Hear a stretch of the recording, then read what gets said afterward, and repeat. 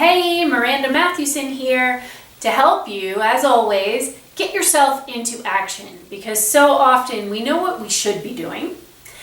We just can't seem to get ourselves to do any of it. So if you're in that boat, you are not alone and you are in good hands. And today we are talking about dun, dun, dun, dun, health insurance. And when I say health insurance, I mean something probably a little bit different than the first thing that pops into your head. So I'm just guessing when I say health insurance that the first thing that pops into your head is that company that you pay money to before anything terrible happens, so that when it does, you're financially supported, right? But my idea of health insurance and how I define it, like the words health and insurance, to insure your health, basically, is to take care of yourself. Ding, ding, ding. And prevent all that nastiness from happening in the first place when you need the health insurance. Now, before I say anything else, let me just tell you, I'm not telling you to go and drop your health insurance. That is not what this episode is about. I will be the first one to tell you that my health insurance has saved my life and actually helped create 2 other lives. So I am very, very, very thankful for my health insurance that I paid the company for. But as far as the other health insurance, I make sure I take care of all that as well. And I'm going to share with you just 3 ideas to help you get your head around that. So we're not always waiting for something terrible to happen. Or as my dad says, we're not circling the drain, right? That's not what life is about, right? We're not here to circle the drain. Just agree with me. So life is about being happy, sharing the love, helping people, and you can't do that if you're not healthy. So I digress. Point number 1. You can't pay a doctor for your health. Now, does that sound weird? Think about it. When you go and you get your mammogram, do you think to yourself, okay, great, I went to the technician, I went and got my mammogram, and I don't have breast cancer, and now I don't have to worry about it anymore because they checked and it's done, right? I'll go back next year.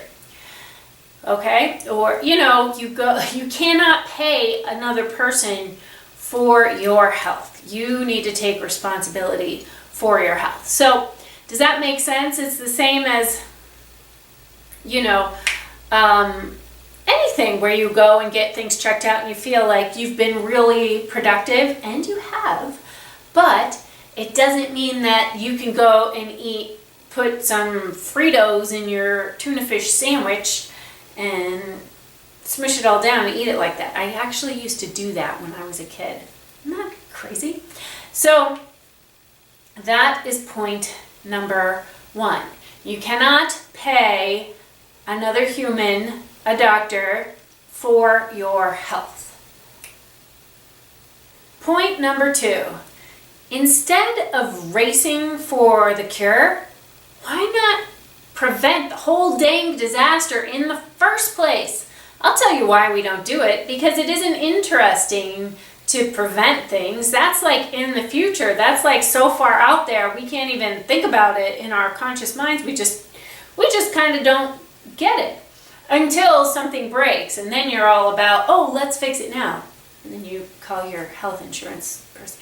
Anyway, I digress. So instead of racing for the cure, why not just prevent the whole dang thing in the first place? Doesn't that make more sense? Instead of waiting for something to be broken, why not prevent it from happening in the first place?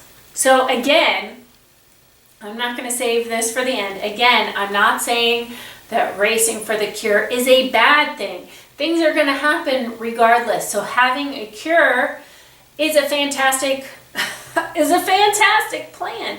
But doesn't it make more sense, and wouldn't it be less stress on our actual health insurance system, which is getting pretty messed up? I think maybe we could all agree on that. It's pretty crazy, right? So why not take care of ourselves and put less stress on the system in the first place? And sure, race for the cure, do what you got to do, pay the health insurance company. It's great. It's, a fantastic idea to have a cure. So that's not what I'm saying.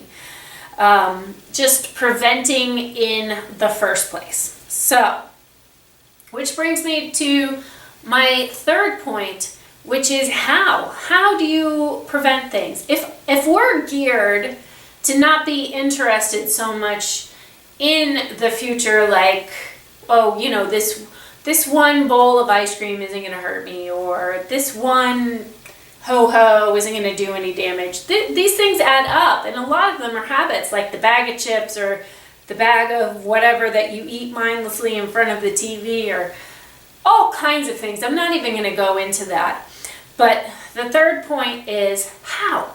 How do you prevent? So it's a question.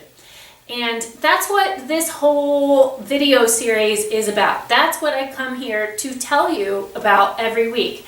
And it's not just me doing it. There's, obviously, as I'm sure you know, there's tons of people. And I'll tell you who I'm really digging on right now is Shawn Stevenson of the Model Health Model Health Show. It's a podcast, and so totally free. You can find, get all this information, watch my videos, listen to his podcast. It's all free stuff, and it's there for you to teach yourself how to be truly healthy, because there's so much information out there that it's pretty confusing. And I think I've said it before that what everyone agrees on is eat more vegetables, so you can bet that that's a good way to go. As far as the dairy and the gluten and the meat and all this stuff, you need to do your own research. I have my opinions, my strong scientifically backed opinions, but every body is different, and I truly believe that. You need to experiment and see what works for you. What makes you feel good? What gives you energy? What makes you feel good? Those are the things that are going to help prevent you from having to, get your friends to run for the cure for you, or or call your health insurance company, okay? So just prevent the whole shenanigans from happening in the first place. So I gave you one tip on how to do that. But like I said, this whole video series is about preventing that kind of thing, getting you into action so you can do it. And one more thing that I'll leave you with is, since we're geared towards not being interested in preventing, and many of us are not terribly interested in eating a lot of vegetables and cutting out the bread and the this and the that and the other thing, blah, blah, blah. So here's what I suggest. Pick one thing that you know will be good for you. Pick one thing to change. And I suggest that it's something that you add in. So you don't focus on the negative of cutting something out, but you focus on adding in something that you know will be beneficial. Like consume a cup of one leafy green vegetable every day, or exercise for 10 minutes a day. Or if you're sleeping only 6 hours a night, then you're technically sleep deprived. Then you work towards 7 hours of sleep a night. So these are just some ideas, whatever. But pick one thing right now and then tell me what it is in the comments below, and then commit to doing it for the next 30 days. Recent research says that it takes about 90 days to create a solid habit with consistent effort. And that's what's been true for me. A lot of my programs are like 90 days this, 90 days that.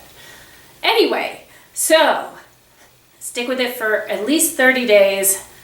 Tell me what you're going to do in the comments below, and stick with it. So if you gained nothing else from this episode, that's the thing. that I want you to take away. That's the thing. Find that one action step. You already know what it is. So I'm going to stop talking. Write it in the comments below and let us know how you do. If you haven't joined my Fit and Healthy tribe, then get in there so that we can hold you accountable for the next 30 days so you actually stick with it. So Fit and Healthy tribe, here's the link for that. It's a free Facebook group and I'm in there every day. It's easier to reach me there than it is on emails, and I'll see you in there. And I look forward to it, and I'll see you next week. Bye.